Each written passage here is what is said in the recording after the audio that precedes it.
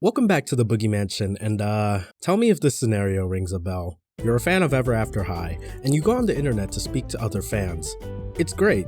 Everyone talks about what they love about the series, whether that be the story, the interesting world building, or the stellar character designs. But soon, the topic of conversation shifts to the characters, and it's pretty cool, until one name is brought up. Applewhite.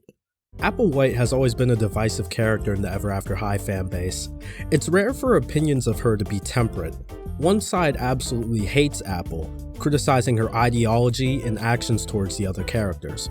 Meanwhile, the other side vehemently defends Apple, citing her actions as a result of her backstory and outside influences. These extreme differences of opinion amongst fans brought me to ask, why is Applewhite so hated? To answer that question, we're going to be looking at 3 reasons I came up with that will potentially explain why Apple is such a polarizing character. Without further ado, let's start off with point number 1, Apple's early role in the narrative. While Apple's position as a deuteragonist of the series alongside Raven is crucial to the narrative and marketing of Ever After High, the show's early portrayal of Apple was a far cry from what we would get later on. Apple's role in Legacy Day is less so to be her own fleshed out character, but rather as an obstacle to Raven.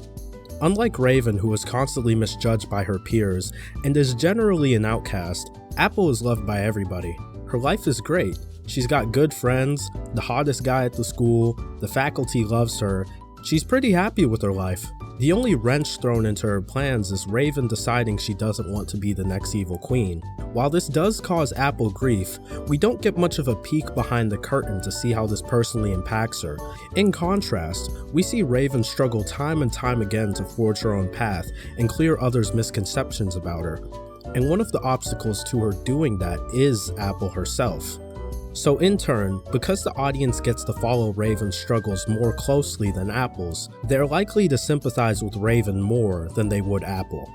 This isn't to say the show remained like this permanently, as later on we get to see Apple's family struggles and the pressure that Snow White put on her to be a royal. But even still, those elements aren't entirely present during the early show. This lack of an understanding of Apple can cause people to view her actions in a far less sympathetic light than how they might view them later on in the series. And because of that, those who didn't finish the show will still hold this view of Apple in their mind, explaining why she's viewed so negatively by some fans. But as I'm sure most of us know, bad actions don't necessarily guarantee an audience won't like a character. An understandable motivation can help audiences to empathize with characters they would otherwise hate in real life. But that brings us to point number 2. Apple's motivation is shallow. Like I said before, the early episodes of Ever After High don't do a good job in going in depth with Apple's character. At the time, her motivation is just, I want my happily ever after. But we don't learn anything beyond that.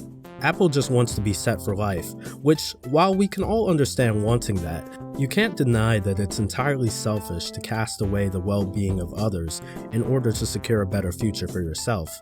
But what if they went deeper with Apple's motivation? In the storybook of Legends, while Apple still wants her happily ever after, the layers of this motive are peeled back to reveal the true reason why Apple wants her destiny.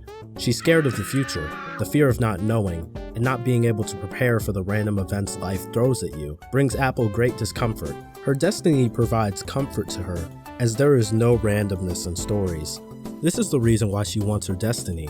This is why she puts so much trust in systems of authority. She doesn't want to decide for herself. This elaboration from Shannon Hale was truly great, and I think that without it, I wouldn't like Apple as much as I do now. Like I mentioned before, Dragon Games also aids in us getting a better understanding of Apple. In the movie, we find out that Snow White is not so great of a mom. She prioritizes Apple's performance and adherence to her destiny over her well-being and what she wants. So Apple follows suit, hoping that by doing what her mother wants, she'll be loved. This stuff was also really great for Apple's character, but I wish it could have been put in the story earlier. Majorly expanding on Apple's character in the penultimate special of the series was way too late in my opinion, and early Apple would have benefited from us seeing her struggles with her mom. It'd better explain why she was so set on the royal side, and that actually ties into our next and final point. Point number 3. They kind of dropped the ball with the Royal Rebel conflict. The Royal Rebel conflict was the driving force of Ever After High until around Way 2 Wonderland, where the Storybook of Legends was destroyed, and the franchise subsequently rebranded to be about girl power and powerful princesses. Yeah, that's a whole other can of worms, but regardless, the show set up Royals and Rebels to both have good points. The main argument for Rebels was that they didn't want to stick to their destiny because it takes away their agency. Some are forced to play roles that either end with them dead or miserable.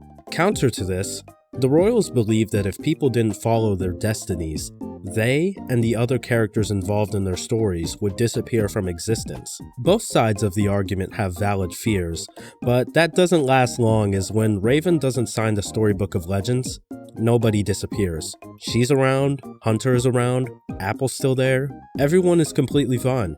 This completely dismantles the royal side of the argument, as it hinged on the idea that rebelling against the stories would cause people to disappear. Despite this, however, the show still tries to make it seem like Apple has a point.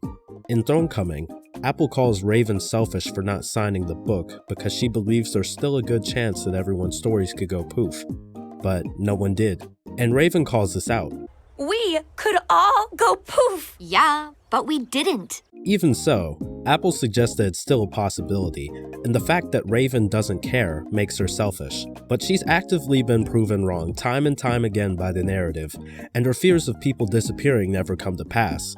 This is trivialized even further by the fact that it wouldn't have mattered if Raven signed or not, because it turns out they've all been signing a fake Storybook of Legends. Because of all of this, audiences may feel that the story's trying to manipulate them into thinking Apple has a good point.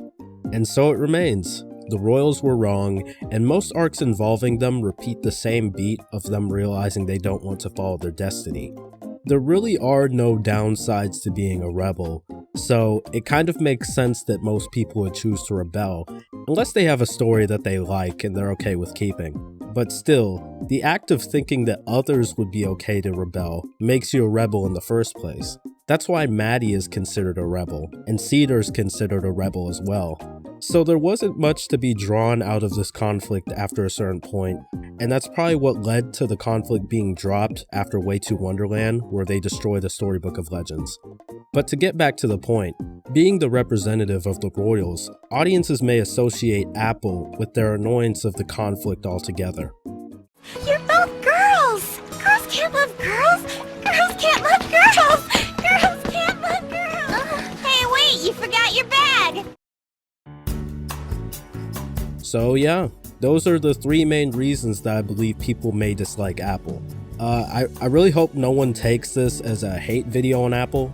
It's really not. It's more so critiquing how her character wasn't handled the best early on, but I still like Apple a lot, and I love that there's so much to discuss about her character.